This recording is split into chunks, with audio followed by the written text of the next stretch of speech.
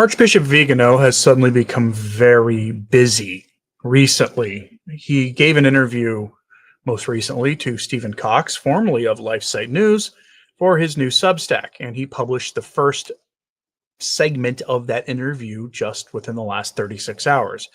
He shared it with me, and I'm going to share it with you. And Vigano here is going to say something that won't make people happy, I don't think, at least not most people. After the conclave that elected Cardinal Robert Prevost to becoming Pope Leo XIV, Vigano went silent for a while, and then when he spoke, he was very, very measured. But he's recently become more critical.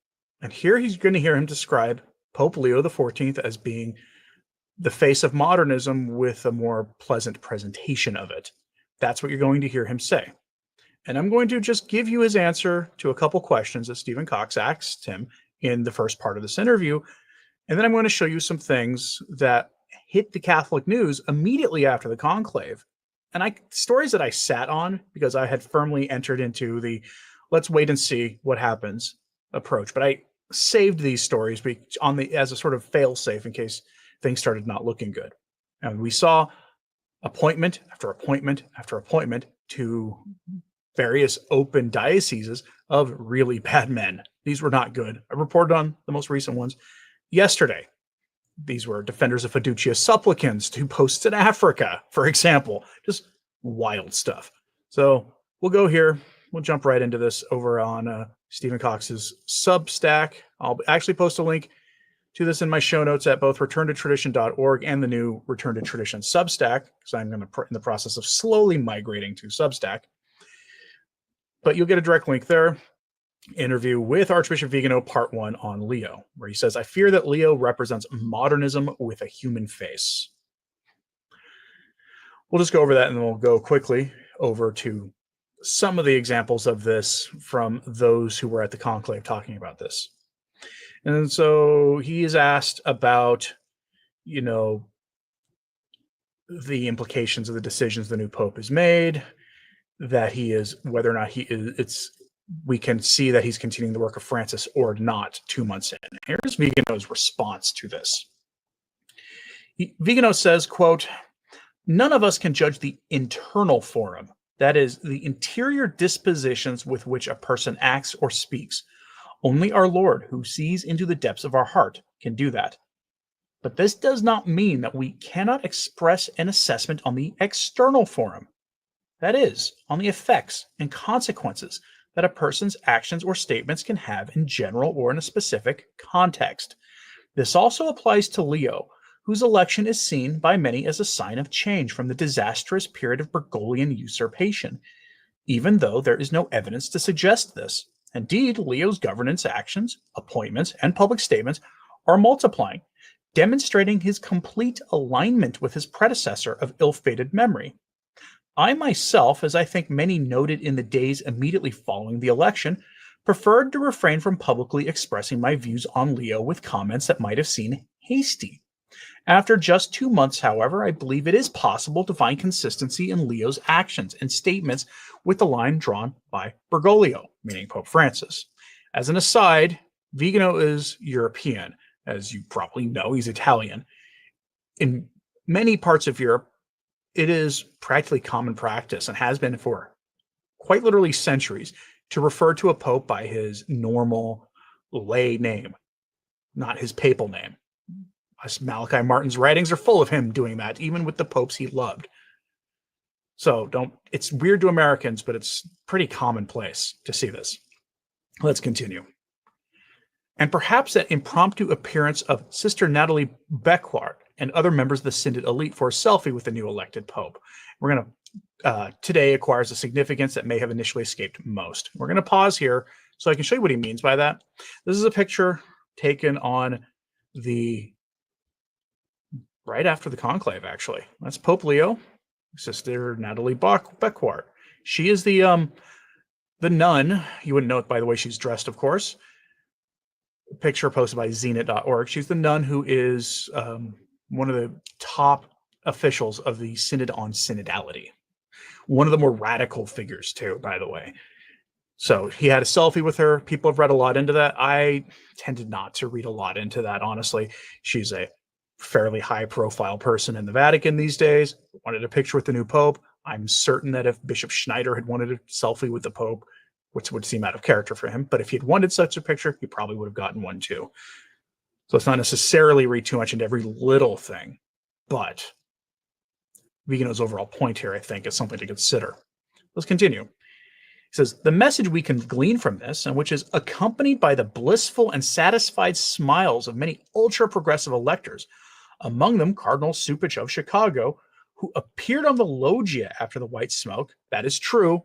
If you remember my reaction to him stepping on to the news of him being Pope and seeing that Cardinal Cupich was on the loggia, I had the same thought, is that the synodal path from which the Bergoglian and post-Bergoglian church can in no way escape has already been mapped out, and that Leo was elected on the fourth ballot as the continuator of the synodal mandate and not of the munus petrinum.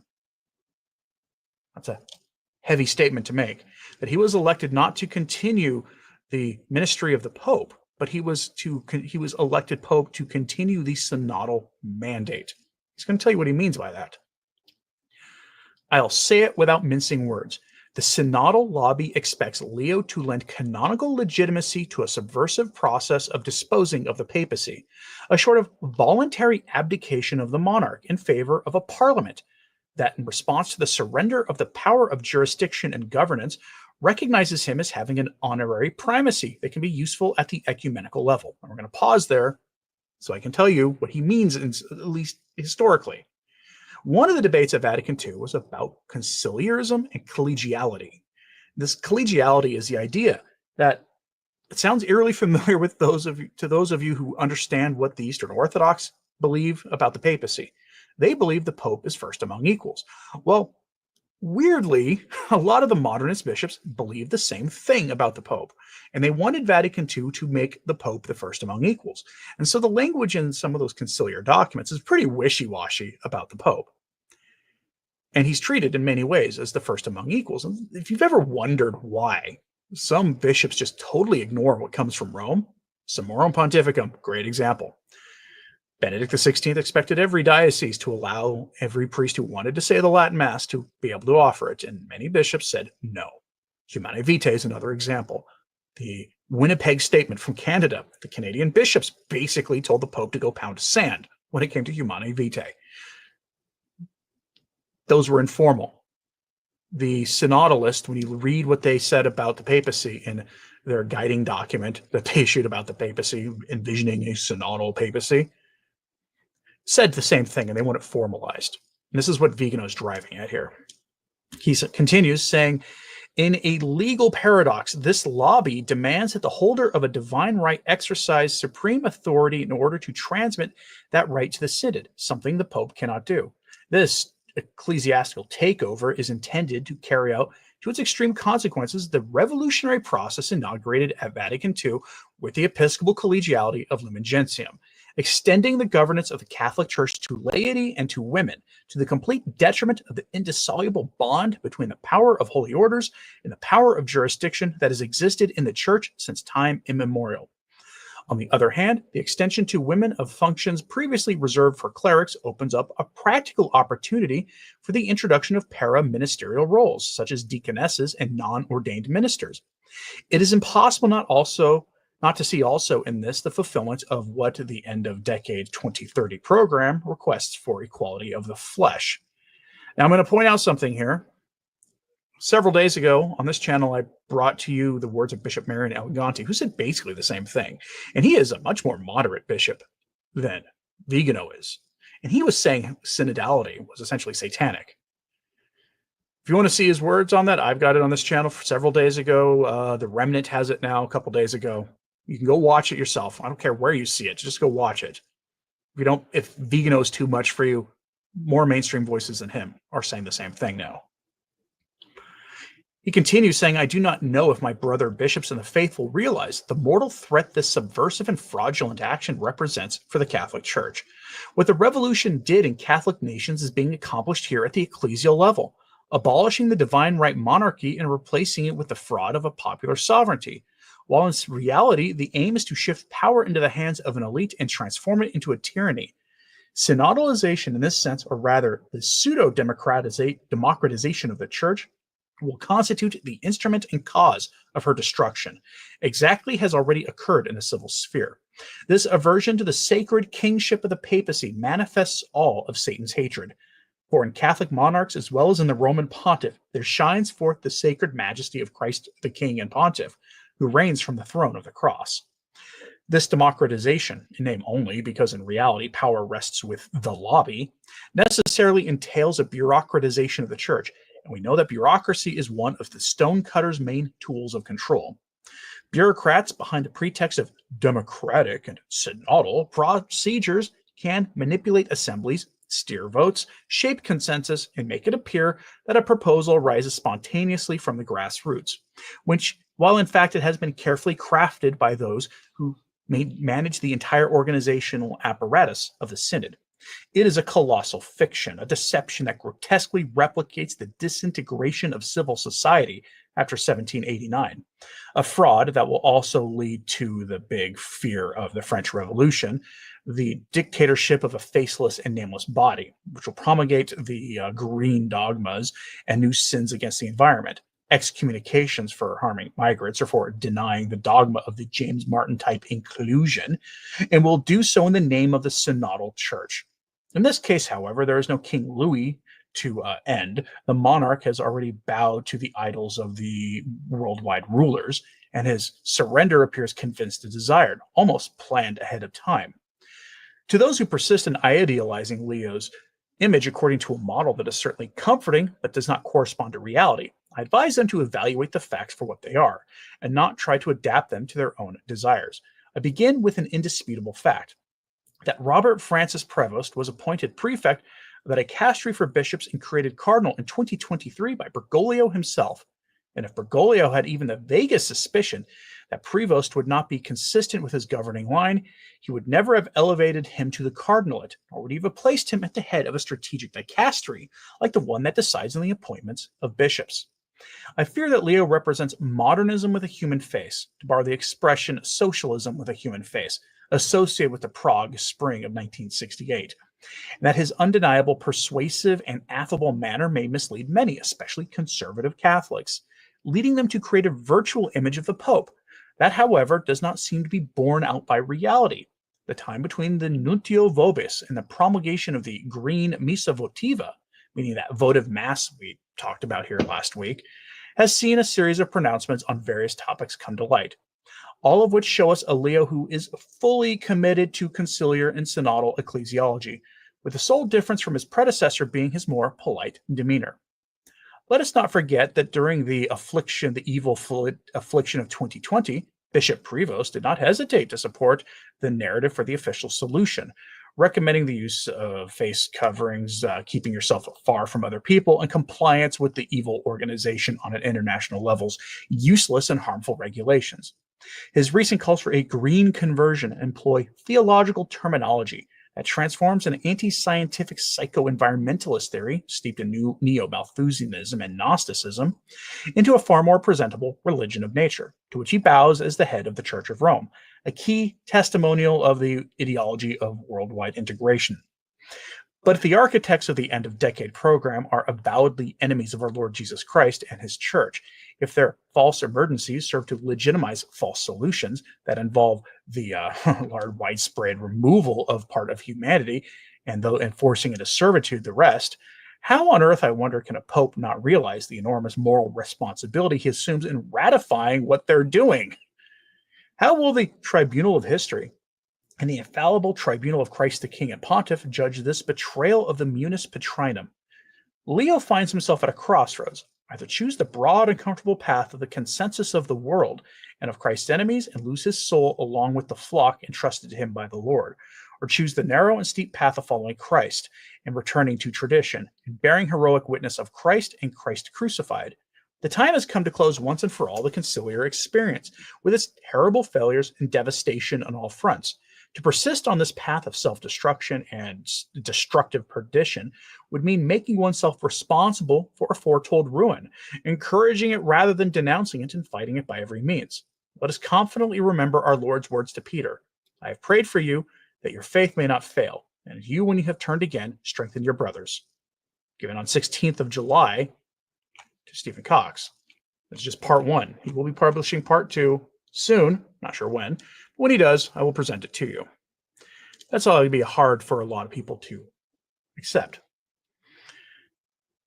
And I'm going to give you just some anecdotal evidence to support what he's saying. And I say that with a caveat of pray for the Pope. Pray for the man that the Cardinals elected on May 8th, that he may come to see what Vigano wants him to come to see. That this program that we've all had witness being subject to is destructive for the church. And so I'm just going to go to the website you can trust the most to tell you what these guys really think. Well, that's America Magazine. They go, this was given on May 11th, 3 days into the new papacy. Interview, Chicago's Cardinal Cupich on why the Cardinals chose Pope Leo XIV. And we're going to just skip down here. He's asked about, the city where the new Pope was born, what has the city's reaction been, yada, yada, yada, right? And he said, but here, this is the part that's important. He says, how long have you known Robert Francis Prevost? Cardinal Cupich says, I have known him for about 6 years because he was appointed about 6 years ago to the dicastery of bishops, of which I'm also a member. Then we worked closely with him, but even more closely in the last 2 years when he became prefect. He's a hard worker who in many ways approaches the church with the same vision as Pope Francis. The qualities that the cardinals saw, at least I saw, that were important in determining if he would be the right person. First of all, he's a hard worker. He's multilingual. He understands different cultures. He's lived on 3 different continents. He's a pastor, and he has a very strong record of administration and has had as prior general of the Augustinians. But it was also very clear that we wanted somebody who was going to continue the work of Pope Francis. There was no interest at all in diverting attention away from that or moving in a different direction. There was a real fondness for Pope Francis that people carried into our decision. And he goes on about, the excitement about the votes and how he reacted and a lot of this other stuff. But it goes down to here. And the interview says the American church is famous for being polarized, but the paradox is that it is from America, from where over the past 12 years, most of the major attacks of Pope Francis came, that now the new Pope comes. Do you think this American Pope will be able to calm down all these divisions in the polarized American church? I'm going to suggest to you, you listen carefully. A lot of his appointments have been to the United States, and they've all been highly political bishops.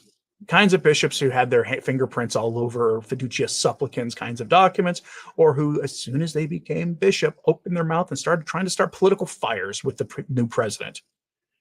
Here's the answer Cardinal Cupich gives. He says, first of all, I don't think it was up to Pope Francis or indeed to any pope to calm people down because they're going to take their positions regardless of what a pope does. I would not put that burden on the new pope. There's nothing that Pope Francis did wrong. Okay, that is blameworthy in terms of the opposition. People had their own agenda, and I think that we're going to see whether or not they're going to continue to be opposed to the reforms that Pope Francis started. What I did find as I listened to the commentators of different stripes, far right and far left, is that they're willing to give the Pope some breathing space, and I'm happy about that. But I would not be surprised if they take issue with some of his decisions, especially if he doesn't distance himself radically from Pope Francis, which I believe would not happen. Pope Leo made clear in his remarks that he is for a synodal church. He in fact demonstrated that with the cardinals the other day, May 10th, by after giving brief remarks, sitting there and listening for about an hour and a half to the cardinals raising issues. That's what a synodal church is about. It's about teaching, but also about listening. Demonstrate himself that he is for a synodal church. I'm going to pause here and say, if that was what a synodal church was about, nobody would be opposed to it. The Pope giving a talk to the cardinals and then listening for lengthy periods of time to issues going on in their dioceses, nobody would be opposed to that. That's just smart. But that's not what synodality is about. And this just goes on. And, we all thought that he would try to pick fights with the president, and he's like, oh, that's fake news. Well, that didn't exactly turn out to be fake news. You read some of his homilies that have happened in the aftermath, and they're just shocking about some of the things he said that were clearly aimed at the president. But let's go here. Religion News, who is also not a mild outlet by any stretch, The conclave was easy, say Francis allies who see Leo as natural successor. They're talking here about a man named Andrea Riccardi, a church historian, a diplomat, and he's the co-founder of the lay community, Say Egidio. And he believes Francis himself anointed Prevost to be his successor. He says, I have the suspicion, I don't have the proof, that in the last years Bergoglio thought of Prevost to succeed him, he said, speaking at a press conference. This was not an offhanded thing, he said. He said this at a press conference at the Foreign Press Association in Rome on June 10th. Riccardi, the author of several books on the church and society, acknowledged that with the exception of Pius XI, no pope was able to choose a successor. Did Prevost want to become pope?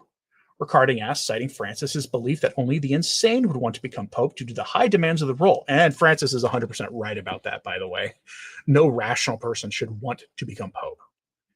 And his response is, judging by Prevost's character, serene and calm, I don't think he desired to become pope, he said. And I would agree with that assessment. There are people out there who were clearly not on the same side as him, who were in the conclave, who said that his reaction to becoming pope was to put his head in his hands. Like he was not happy about it.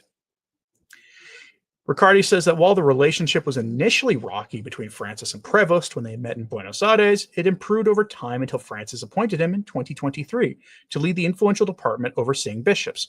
When Francis in 2023 made Prevost a cardinal priest, the highest-ranking cardinal position in the church, it was clear his star was rising. Pope Leo will continue the path laid out by Pope Francis with a different approach, a different character, he said. That's the key part there. And that's the part a lot of people are kind of making as their excuse to not accept what we're dealing with, is that from a lot of people, it seems the most objectionable thing about Pope Francis was his personality, that he had no sense of tact, that he was not a pleasant person. Pope Leo seems very nice, very charming, very diplomatic in how he says things. You're probably never going to hear him call people rigid indie-trists and then call anybody who he doesn't like some of the nastier things Francis said. You're just never going to hear that stuff from him. That's a good thing. It really is. But it's a double-edged sword, because for a lot of people, Francis's disposition was the biggest problem, because it made it obvious to see with Francis there was something wrong. And that'll make it harder with many for Leo. And so it does require a different approach when talking about his issues. Talk about the issues themselves. I don't see a time when people are going to be giving Pope Leo XIV cutesy kind of insulting nicknames that he has richly earned, like Francis earned. He earned a lot of them. Because he is going to be someone who is going to have a very pastoral disposition while continuing to implement the synodal revolution in the church. Raven Ray says, Eugenio Pacelli was said to look anguished when he was elected Pope Pius XII. Yeah, I've read that too. That's generally the right answer. You should never want to be Pope. You talk about the person on earth who will be judged by the harshest standards. It's whoever is the Roman pontiff at the time. That's why throughout history, there have been so very few canonized popes. Until recently, anyway. I'm curious, though. Do you think Vigano's wrong on this? Let me know in the comments. Is Vigano wrong? Is he just being hasty? Do you think there's a way to just dismiss most of the bad appointments he's made, despite that he was the cardinal prefect for the dicastery of bishops, so he would know who these men were? Let me know what you think of all that in the comments, please. Like and subscribe if you haven't. It does help. Sharing this on social media helps too. Whatever else you might think of Pope Leo, pray for him. Pray for him. And pray for the church. I'm Anthony Stine. Ave Maria.